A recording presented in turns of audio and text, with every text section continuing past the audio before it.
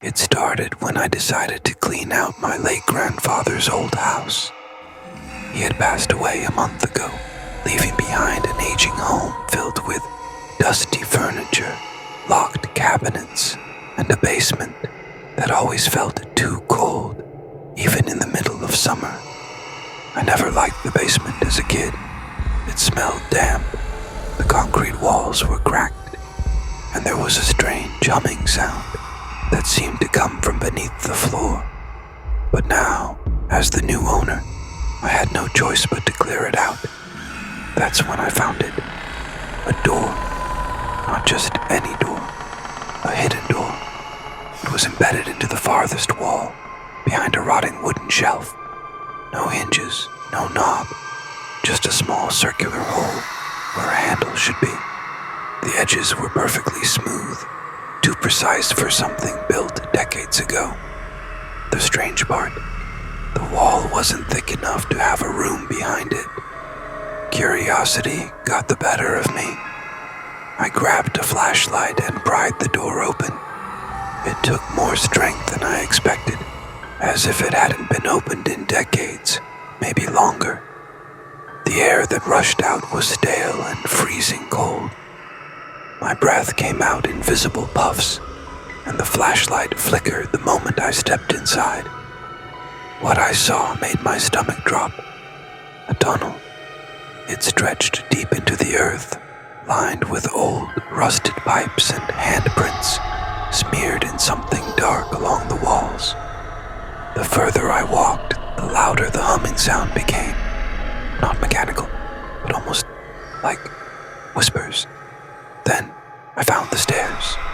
They weren't made of wood or stone. They were smooth, dark, almost organic, like polished bone. They spiraled downward, too steep, too long.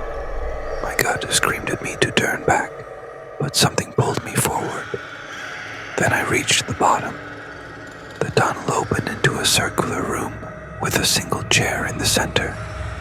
The walls were lined with photos. Old black and white images of people sitting in that very chair. Their faces were blurred, twisted into something unnatural. The last photo was of my grandfather, and beneath it, a blank space waiting for the next picture.